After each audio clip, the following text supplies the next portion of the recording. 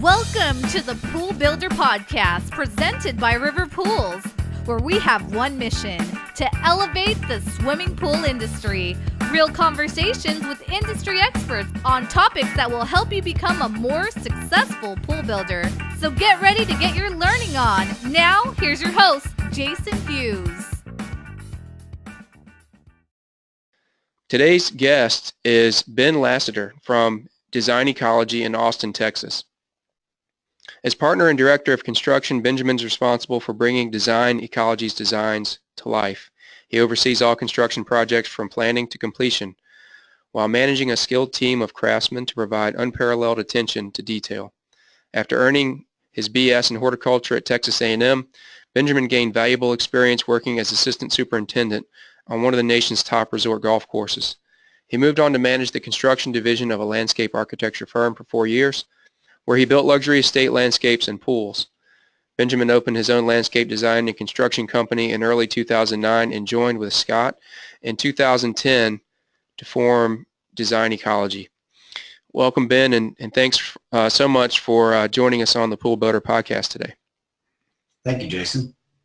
When I first graduated from college in 2003, I moved to Austin and worked on a golf course, like the bio said, and working on the golf course was a lot of monotony and repetition. It was the same thing over and over and over, and it wasn't what I wanted to do. So I began looking for other jobs, and I found a small business owner who had just partnered a landscape company and a pool company so that they could provide, total access to outdoor design and construction, both swimming pools, landscapes, the outdoor environment.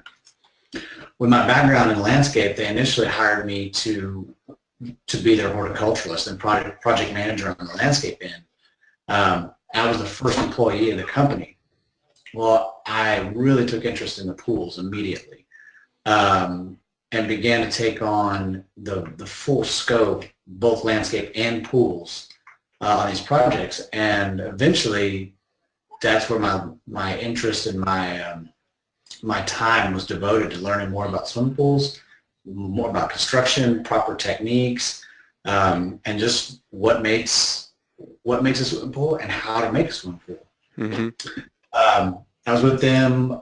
I was their first employee. I was with them for 4 years. And when I left, I had about $4 million under construction that last year, and it was a lot. I mean, I was overwhelmed, but I thought, hey, I can do this on my own. If I can do this for these guys, I can do this on my own. That was early 2009. The economy was just out of the housing crisis, and I figured if I can do it now, I can do it anytime. Yeah. So started up, it's just a one-man show. Went to a lot of my connections in the industry, builders, architects, remodelers, friends, just contacted as many people as I could, and just let that snowball of good connections start building on itself. My current business partner, Scott, and I had actually worked at that previous company together, and he was out working for another company. They had contacted me to run a project at a hotel here in town, a high-profile luxury hotel. So I was consulting with them on the pool construction, and throughout that year, that project in 2009 and 10, Scott and I decided to partner up and him buy in and become a partnership. And from there, we really started late 2010, early 2011 as a partnership, and it's done nothing but grow. Every year, we've seen an unbelievable amount of growth, both in Austin, surrounding areas. There's about 5 counties we work around. We've even done some stuff as far as about 350 miles away. It's just been great. Taking something from design to planning to implementation, the first time you do it is kind of a big deal, so, and I know you all had to go through that because nobody comes out of the gate doing vanishing edges and Lautner, perimeter overflows and, some of the cool stuff that y'all have done. So I'm really interested to know how you guys transitioned into that to where you are able to do those sort of implements, and like maybe some of the growing pains you had from that? Well, luckily we've had a lot of experience working for somebody else, and in an industry where you're only as good as your latest designs. If you're not designing the negative edges, you're not selling. So if you've had a chance to work on them, you've had a chance to design them, then what's the next step? We were lucky enough to work with Brian Van Bauer on a Lautner knife edge that he designed, and we ended up building it here in Austin. It was a project that we were exposed to. We knew the detail, but we hadn't had a chance to build it. And then once we built one, now we run that. We show those photos to a client, and they're like, I have to have that. Yeah. And it makes the next one that much easier to sell because they can see it. And we've done a combination of Lautner knife edge and vanishing edge, Lautner knife edge up into raised walls with water features, raised spas coming out of the middle of a Lautner edge or knife edge pool. We just recently completed a pool that was an all-tile interior, but the entire pool was raised 4 inches above the deck, and was a 100 or 360 degree perimeter overflow with a runnel on one side and a vanishing edge on the other side. 188 linear foot of overflow. Wow. And it's one of the most spectacular pools that I've ever had a chance to work on. It's got a multi-million-dollar view of downtown Austin, and it's just spectacular. But once you built one and once you have it to show, then the next guy wants to top it, how can we improve upon that? So you're only limited by what you can imagine, first of all, and then what you can build. Yeah, and so that's my next question is, you guys have a good team of people. There's certainly areas in the country where you couldn't just design that and take it to a contractor or sub or even your own in-house guys and say, hey, make it happen. I mean, without just a ton of education. So were these features that y'all were doing previously and you were able to just continue with a team you were familiar with, or how did that work? Absolutely. With the overflow pools, with a vanishing edge, your tolerances are extremely important, so that you don't have to upsize your pumps and you don't end up burning all that extra electricity. So having guys that know your standards and training them to build to your standards is key. So we have a group of masons that only work on a certain type of edge. And when we do a knife edge or a Lautner edge, it's the same crew. I don't go hire a random tile mason and expect him to know exactly how I want these things done. It's the same guys, and we've been using the same guys since before Scott and I partnered. I was using these same crews, so they know how we want it. They know how it needs to finish out. So it makes it easy transitioning from one job to the next. Now every detail on every job is different, so you do have to kind of train them up for the next job. But for the most part, once they've done it a couple times, then they understand how to make it all work. Right. So you all do somewhere between, how many projects do you all work on a year? We typically will have about 12 open projects. Because of the scale of a lot of our projects, rarely ever do we finish 12 in a year. We're usually finishing between 8 and 10 a year. The smallest pool I've ever built, we just finished earlier this year, midsummer. We started digging it in 2013. It was a small pool. It was really more of an architectural feature. The house had a lot of really technical design aspects on the home builder's end, so there was no need to finish out the pool because the house was taking so long to finish. And once it got to the point where the owners were ready to move in, we went ahead and finished out the pool. So a simple 9-foot by 35-foot pool that's 4.5 feet shallow and 6 foot in the deep end, it took us 3.5 years to build. So we do have projects that get left open-ended, and sometimes we forget they're even there. Yeah, I know what you mean. How much time do you have to spend on site on average? I mean, how many hours of your day are usually on site meeting with subs or with the clients? About 5 hours a day I'm in the field somewhere. It's not necessarily the same job, and it really it depends on the phase of the job, because pre-gunite, if you don't get it right, it can be pretty costly. And 99% of the pools we do are going to be concrete, pneumatic replace, gunite or shotcrete. So checking your plumbing, checking your steel, checking your forms. So the days leading up to gunite, I'm on site a lot more on that specific job.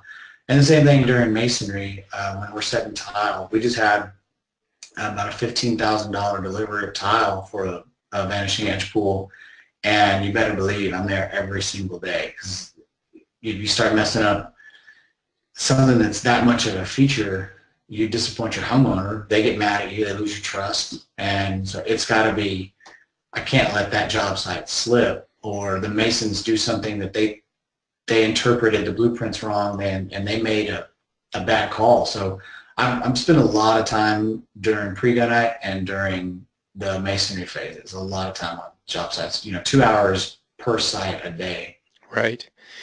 Can you kind of walk us through what your relationship with the client is on a typical job? Like, how much time do you spend addressing concerns? How much time do you spend reviewing the plans to make sure they understand what's up and coming, looking at materials that are going to be going on?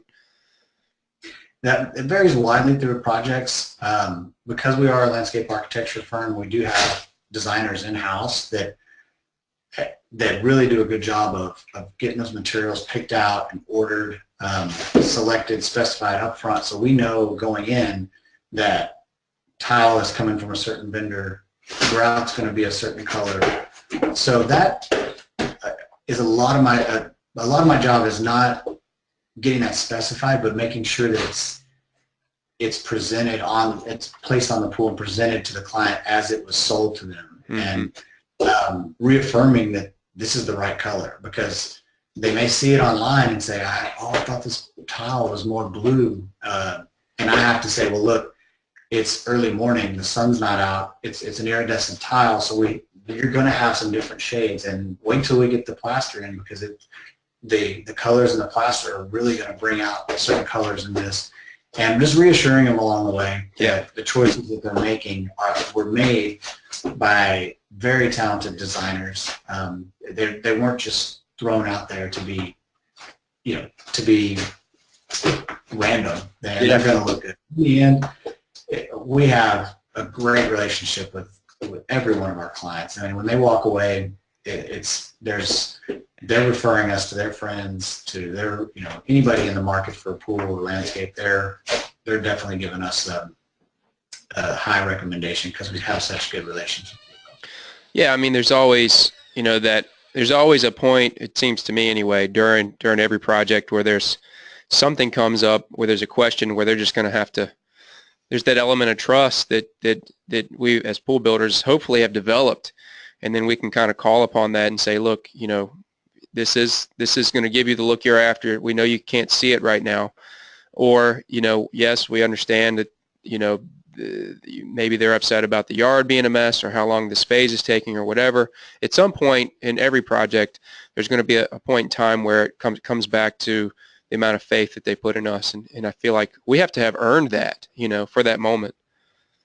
Absolutely. And a lot of that starts in the office with our design staff, making sure that a two-dimensional drawing gets presented to the client where they can understand it.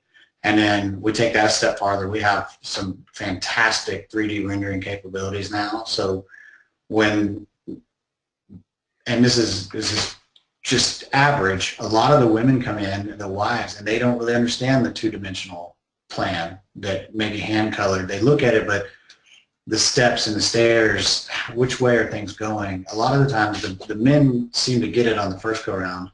The women kind of, the wives are usually, and this is very, this is an observation. We put it in 3D and the wives love it. They see it because they can walk through it in their mind. And I'm not sure if that's just because the colors pop with I'm not sure exactly what it is, but they can see the direction of the stairs. They can see the different levels. Is the pool at the same level as the back door, or is it 2 steps down, or do we have to go down the whole stairway to get to the entertaining area? And once they kind of get that 3-dimensional concept, and they're excited and they're ready to go. Yeah. And then of course it looks nothing like a pool until it's a pool. Right. That's right. That process of construction, be it 3 months or 3 years, it's not a pool until it's got water in it. And that's whenever, you fill it up, balance it, and the water cleans up, and that's when everybody is like, oh yes, that's the moment. Yeah. But yeah, you're right. It just addressing their concerns along the way about stairways being too wide or too narrow, or step tread height. Should we add another step? Should we delete one so that the walkways end up? Some of those steps are really hard to design until you get out into the field. Mm-hmm. And you start addressing those and addressing them to the point where they're happy with all the changes that get made, or with even the confirmation of the existing design. Then they really trust you and allow you to guide the project a lot more smoothly, regardless of how many delays there are. Absolutely.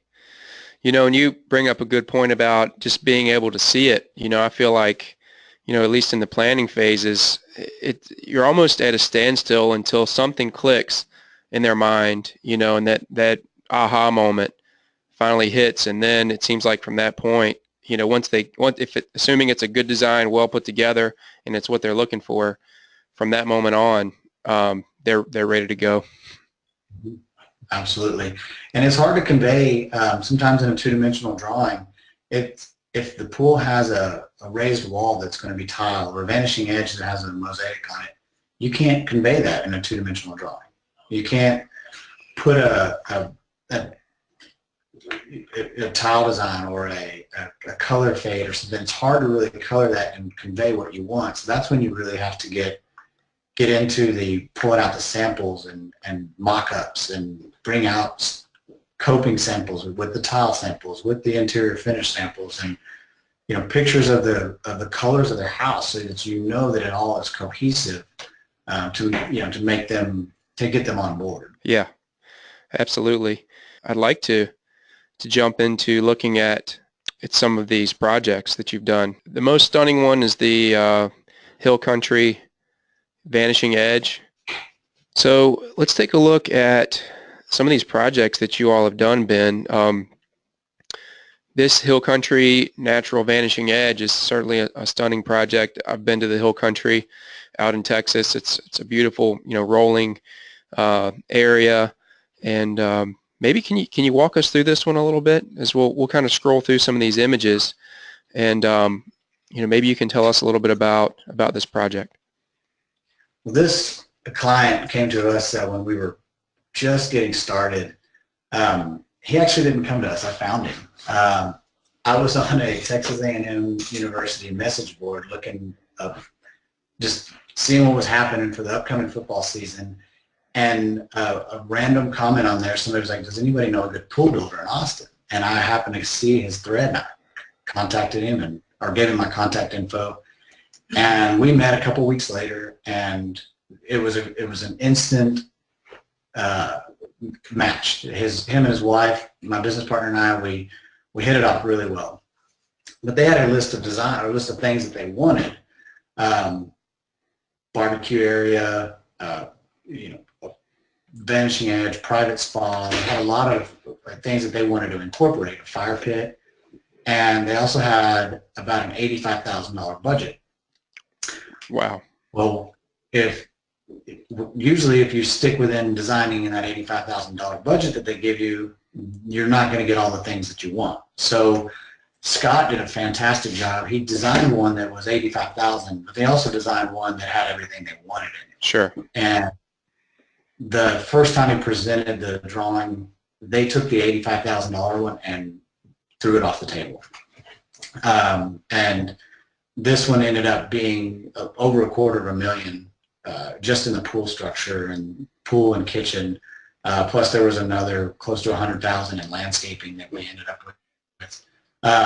But we designed what they wanted, not what they thought they wanted. Right. Right. So we obviously used the hillside to the advantage. You can see the vanishing edge overlooks just below that. About 120 foot down that cliff is the upper portion of Lake Austin. So you're looking across a canyon and there's a lake down below there. Wow. Make for a spectacular view. And if you can see in one of the pictures, there's a stairway that wraps around a natural boulder wall, and we hid the spa down below, adjacent to the Vanishing Edge Basin. We did a sightline study on that, so that if you're standing on the upper balcony of the house, it hides the spa because it's below the Vanishing Edge. And that was one of their requests, is that they have the spa be private because, they don't want people knowing what's going on down there, maybe. Sure. Oh, yeah. So how high was the Vanishing Edge wall? It's about 9 feet above the spa, and then the spa's another foot above the basin. Wow. So it's about a 10 drop. And we did it all of mixed sandstone. Okay. We incorporated the same materials that they were using on the house. The sandstone's not really native to Central Texas, but it does fit well. We get it pretty close. We get it from Oklahoma. So it's not too far. We're not trucking stuff across the country. It's still pretty affordable. But yeah, we matched all the stonework on the house and we tried to make it look a little more natural, like the pool was there before the house with the boulder work, and we just wanted to make it look really natural. So on the downhill side, you had and this might have taken place during the planning process, but I'm sure the sound quality at the spa was something that had to be really considered, because with a 9-foot drop down a water wall, that could get pretty noisy, right? So did you guys do work to make sure you get the right sound quality? We did, and we have two pumps that run that edge, that overflow. One of them is a 5 horsepower that will really, really make some noise, both in the noise of the pump, which is close, and in the water falling off. The advantage of the water, when it's running at full speed, the water makes enough noise you don't hear the pump. But we also have a secondary pump that whenever you're using the spa, it's a slight trickle. It's a very soothing, just trickle over the wall that keeps the water moving through the Vanishing Edge, but it doesn't have that roar, that dramatic overflow like you do when you have the big pump going. One of the things I love about this project is all the elevations. Despite all these really cool features that you have, all the elevations were kept low, and the kitchen area being recessed down so that then you have a swim up bar right there at the kitchen. I just think that is a really cool element. How's that working for them? I mean, in terms of on the practical side of things, have you talked with them about the use of the property in the pool area? They use it during the summer daily. They have 2 children that are about 10 years old now, and a boy and a girl, and they're in that pool every single day. There's an entertaining area on the lowest floor of the house, which is the same level as the pool. So they have the means to have a refrigerator inside so they can keep food close. They can keep all their condiments and anything they need to use, when they're cooking out, and make the outdoor, not only are they cooking outdoors, but they're eating and entertaining outdoors too. But they don't have to go upstairs to the main kitchen to grab all their kitchen utensils and everything. So we have as part of that bar, or part of the kitchen area, we have a 32-inch gas grill, a large big green egg, and we did a wok cooker. It's just I think it's a 60,000 or 80,000 BTU single burner with a water freshwater dispenser right next to it. All right. It works for if you want to boil crawfish, or if you want to have, just you could cook a turkey on it. I mean, it's a huge burner, and they really enjoy that because it lets you entertain on a scale, like a crawfish boil, or you can have a lot of people over and really entertain. And it's a unique fixture without having to get out or go buy some other specialty equipment. You've got it built in there. Man, that is really cool. Well, great job on that project, Ben. I mean, it's just one of the more stunning projects I've seen. And you guys, it seems like you were really able to just integrate it in to the existing property seamlessly, and stunning. And now we could talk a little bit about our industry in general. What are you seeing? What do you see as, perhaps some trends in our industry that you're seeing, or some challenges that we're seeing, and what does the future hold for us as pool builders, do you think? So one of the trends I'm seeing, which is good, it's a really good trend, is the consumers are becoming more and more educated. They understand, they don't necessarily understand hydraulics, but they understand the need for somebody who can plan for an efficient pool. And the difference between, why is this guy going to give me 2-inch plumbing and this guy's going to give 2.5 or 3 or 4? We just plumbed a vanishing edge that had 6-inch plumbing on it, and I know we've got a couple in the pipeline that may even be bigger than that. But your consumer is now starting to understand those aspects of the pool, and not just the plumbing and hydraulic and efficiency, but sanitizing.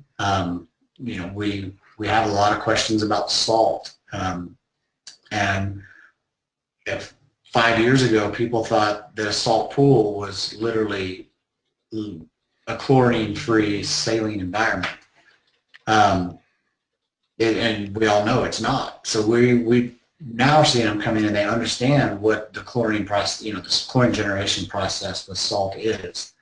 So they're becoming more and more knowledgeable when they step in the door. And we're having to teach them what the proper way to build and sanitize a pool and plumb a pool. We're having to teach them less and less on that. Yeah. So that's a positive trend. That is definitely positive. It comes, hand in hand with, our information age here. And I think that too, that the more pool builders can embrace that, and also be the one that takes the role of the teacher, not on the sales appointment or, the first on-site meeting, but as one who takes the time to create content to teach, consumers, then really they're setting the tone for becoming the thought leader and already establish themselves as an authority. And what we started doing a few years ago is we do specify what equipment they're getting in our contract and our proposal, but we really minimize that, because I don't want somebody thinking that a 2 horsepower pump versus a 1 horsepower variable speed.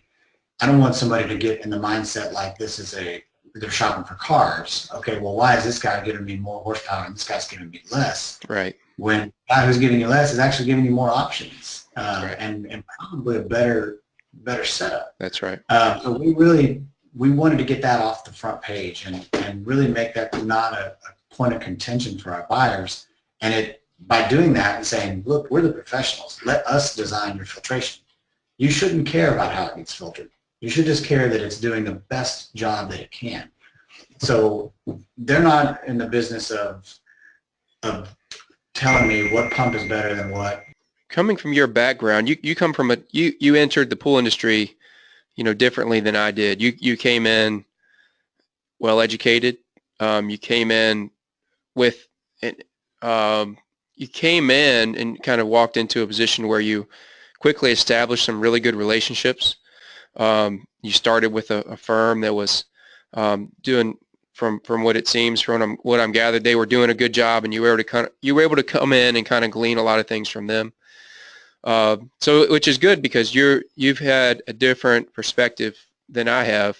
Where I came in kind of without much education, just kind of some very entry-level pool knowledge, and then kind of learned what I've learned the hard way through making mistakes. So, a decade's worth of mistakes, you could say. And so kind of through the school of hard knocks. So we probably have, we're probably kind of going to and merging at the same point, hopefully, and to where we're both really trying it and striving to perform at a high level. But it's, I know for me it wasn't easy, and part of why it wasn't easy for me was because there wasn't a lot of resources out there for education at first. There's no mentor to speak of. There was, YouTube wasn't even around. The internet was there, but not anything on the scale that it is today. So, what do you think? How do you gauge the importance of education and the importance of learning? In terms of our role as pool builders. I think it's the paramount of importance. Throughout the industry, peers, competition, I never hesitate to share knowledge, because as somebody else gets better and becomes more competitive with me, that means I've got to step my game up. If there's a better, I'm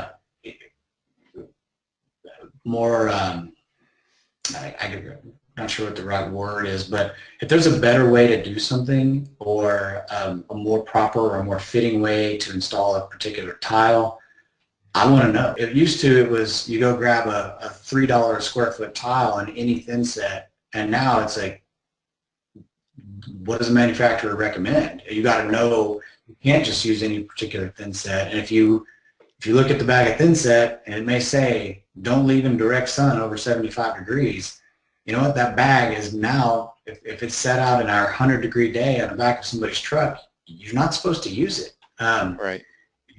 It's educating people. Like, it's not just buying the good products, but knowing about them and knowing them top to bottom, how they react. Like, for instance, here, I love the concept of salt, but saltwater chlorination is not very compatible with our native limestone. It eats it up.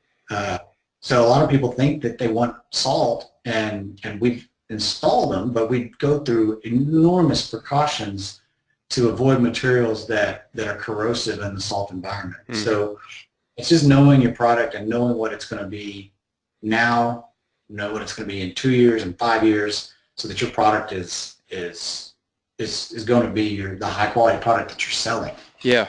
And I think you raised a great point about just generally the sharing of information, and how, I know, if just from my experience, if you back up 10 or 12 years, we've come a long way with that. I think, a little more than a decade ago, it seemed to me that there was a lot more contention between pool builders, a lot more anxiety about sharing trade secrets, which there really aren't too many, if there are any.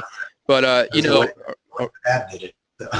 Yeah, it's like, and it seems to be a reoccurring theme here with everyone that I speak to on this podcast, is that, a rising tide elevates all ships. And I think that goes hand in hand with a more educated client too. And they do know what questions to ask. They might not know how to build the pool, but they're educated enough to be able to start to discern good, better, and best pool builders. Yeah. And I went to a Genesis education seminar in Scottsdale in 2006. And that was the first time that I was learning from somebody outside of the people in my company. And I came back and I could have spent weeks trying to educate them of all the things that we should be doing differently. And that was 10 years ago. And I'm still, every time I go to the pool and spa show, either the one, the big show or the Southwest show or any of them, I always learn something new. And I always come back, first thing I do is come back to my office and brief everybody. Like, yeah, there's a new product out, or yeah, this drain can do this. Or, there's always that need to raise your bar. Yeah. Well, you and I met at the Genesis Introduction to Perspective Drawing class. So, and that's something that I want to continue working on too, eventually become an associate. So that's a personal goal of mine. And they've done so much for our industry as well. Well, Ben, I really appreciate your time today. It's been great having you on. It was great meeting you in New Orleans, and you all are doing some wonderful things over there.